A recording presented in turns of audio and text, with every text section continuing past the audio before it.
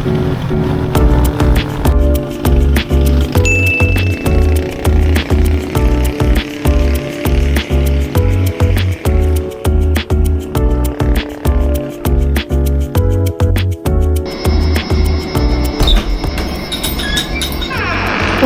na pala kayo. Welcome guys! Welcome back again to another vlog. And this time, nag-check-in kami sa Altamare dito sa may Batangas, Anilao. And nag-book kami ng standard room for 3 days and 2 nights. And ang place na napili for us is the 6th floor. Disclaimer lang, para sa mga balak pumunta dito na may mga seniors na kasama or PWD, maybe this is not recommended for you honestly, kasi upon going here, madaming steps na kailangan i-take, around 200 plus, and sobra siyang nakakahingal. So mahihirapan lang kayo kung may kasama kayo na hindi kaya yung ganong challenge. But for those na kaya naman, and you guys are looking for a budget-friendly, good yung location, and super clean, malinis, and good yung service na hotel dito sa may Anilao, Batangas, I can definitely recommend the Altamare Resort para sa inyo. So right now, let's have a quick room tour. Starting off with pagpasok, andito agad yung mga storage natin. Hangers, lagayan ng mga luggage, bags and all. Merong mga cabinets, mini open cabinets, siguro para sa mga sleepers and anything na pwede nyo pang ilagay dyan. Switch, andito yung switch ng ilaw. Yan, para if needed nyo ng medyo maliwanag. Mas lumiwanag ako guys, di ba? Needed nyo ng mas maliwanag, you can have the control. Pagpasok, dito sa may right side is yung CR agad. So, tara, pasukin natin. Uy, nice! Spacious yung CR. Kompleto with vanity kit. And may bidet. Super check. Malaki din yung lababo. And hot and cold yung shower niya. Kompleto with soap and body wash. Tapos may mga towels, mini towels, tsaka yung sa flooring. So, very good. Very good yung CR. Let's move on dito sa side na to. Meron silang palibreng tea and coffee. Yung kung gusto painit. Water, which is refillable sa baba. Meron doon sa may, nilang libreng tubig. Sa may restaurant. Konting lakad lang, andito na agad yung room. Very spacious yung room. Two single beds actually. Pinagdikit na lang namin to make it feel like parang queen size. Beside it is yung side table. Andito yung controls and yung telephone. Meron ding lamp. Sa tapat niyan is may mirror, and then merong parang mini office or vanity chair, whatever, kung ano mang purpose ang gusto nyong gamitin dyan. May drawer din siya na pwede yung paglagyan ng gamit. And then beside it is yung television. The television is just a cable TV. It's not a smart TV. So set your expectations, guys. Okay? Ito ang pinakapanalo dyan actually. This room. By the way, ang nabook na room sa amin is 603. And special siya kasi we have a balcony facing yung dagat. Tcharam! Paano ito bubuksan? Ito. Diba? Napaka-special. Sobrang panalo. Labas ka lang, muni-muni ka, tingin ka sa dagat. Kawin ka sana, hi guys! Please subscribe to my channel. Masarap siguro dito pag sunset, no? Yeah. Excuse me, kaya sunrise. So yun. Yun ang room namin dito. For the room, I will say super ganda. The best yung naibigay sa amin. Hi guys! Oh, sino ka dyan? Oh. We're out and about. So pagka-check-in namin, pababa kasi siya guys. Kaya nakatingin ako. Natulog lang muna kami, pampa-energy. And now, it's around mga 3 o'clock na ng hapon. Perfect time na para lumabas and to explore yung pool area nila. May sumisilip na doon, no? Ayun, nakikita niyo ba yung pool area doon? Tsaka yung sa dagat. Kaya, let's go! Samahan niyo kami. And, i-check natin yung mga vicinities dito sa Altamare. Tara! We're here sa may alfresco area nila sa tapat ng La Cocina. Ito yung official, ito ang area na to, yung official na restaurant dito sa Altamare. And then yung tapat niya is yung may alfresco in which you guys can dine in. Malawak yung area, shaded kasi merong mga puno also there. And then pag lumakad kayo is andito na yung beach side na ayan, mabuhangin, clear yung water ngayon, inviting maligo, sarap. So tatry natin yan mamaya. Lakad din tayo banda ron para malaman pa natin yung lawak nitong area na to, pero so far ganda.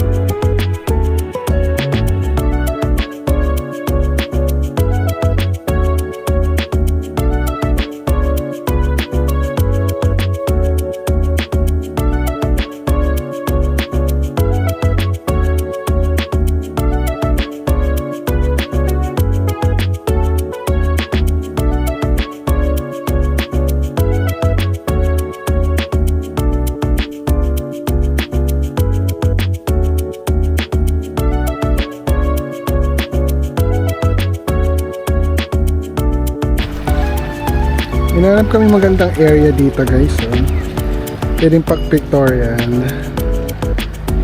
Sa ibang side na nga lang to ng beach, tapat ng ibang hotel, pero pwede ka naman pumunta. Puro siya mga rock formation.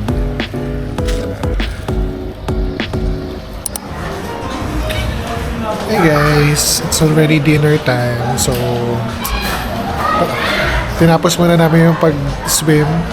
Tsaka medyo gutom na rin talaga kami. Kasi pag-arrive namin dito, hilig na kami nag-lunch. So, ngayon na kami kakain.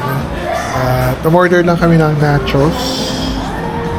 Nachos and then chicken and lechong kawalan.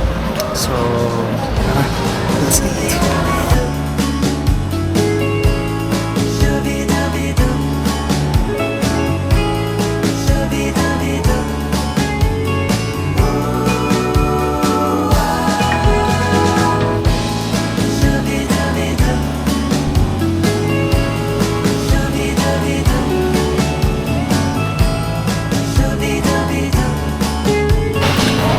Crunch test.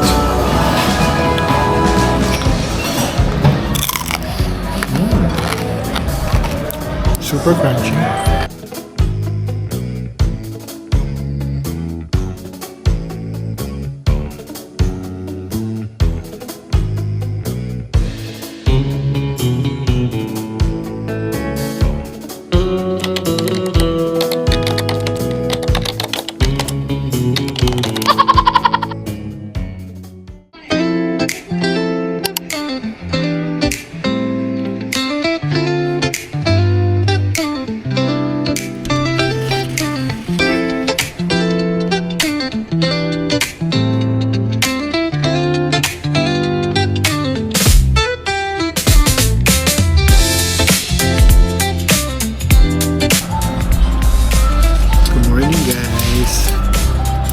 22 ito sa Batangas. And of course, we're going to start with some breakfast.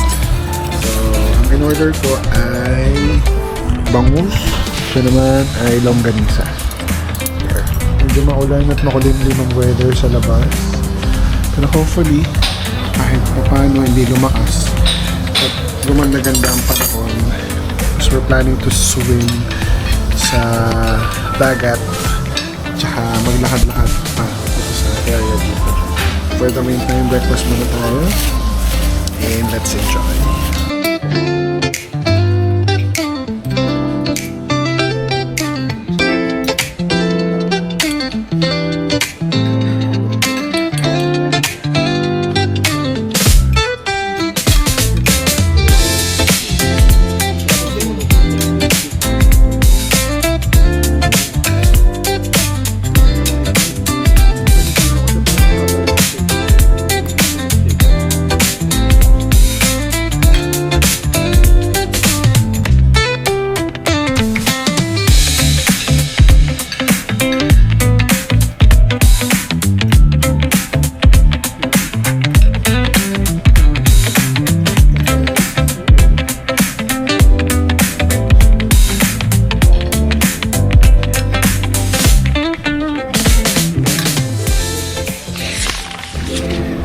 So ayun na nga guys, tapos na tayo mag-breakfast and nandito tayo malapit sa dagat.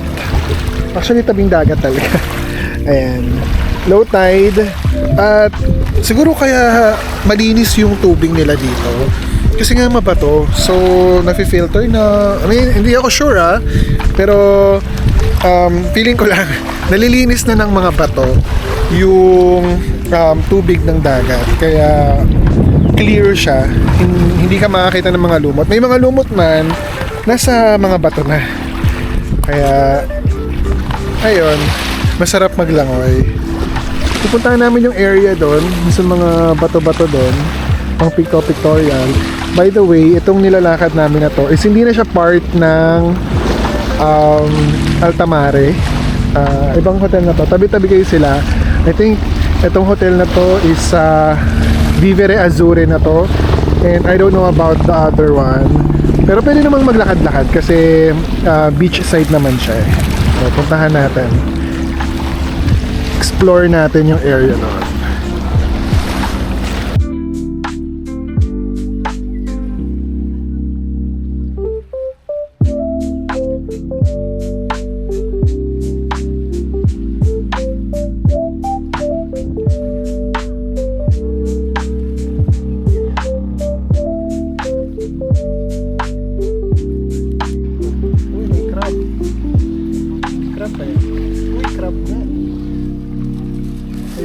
Parang patay na sila.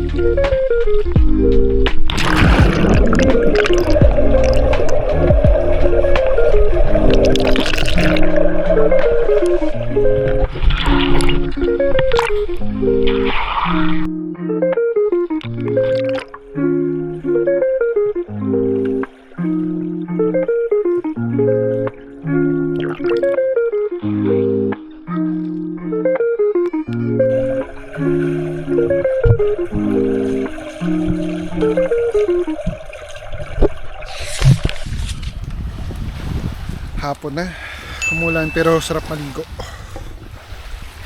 May dagat oh, ganda oh.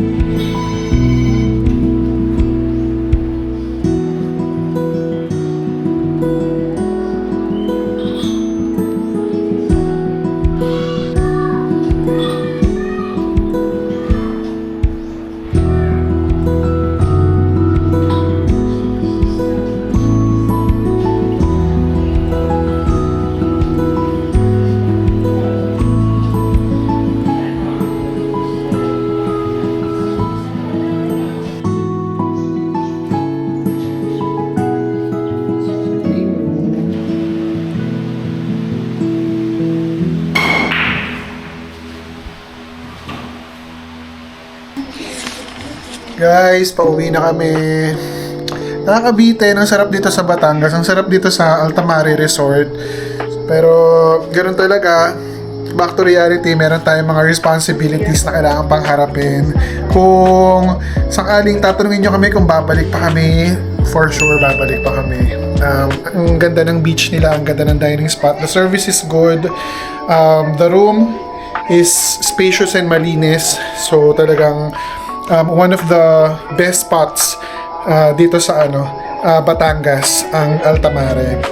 So yun lang guys, thank you for watching this vlog and I hope na enjoy nyo yung adventure natin dito, and thank you for your support.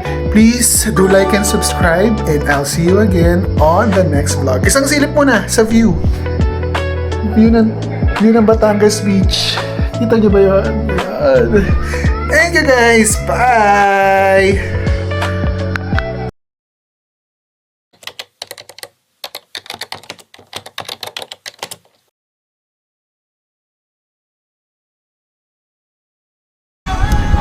So ayun nga guys, bilang nandito na rin naman, syempre tayo papayag makakain ng mga legit na mga lomi-lomi dito sa Batangas. Tikman natin and sana masarap.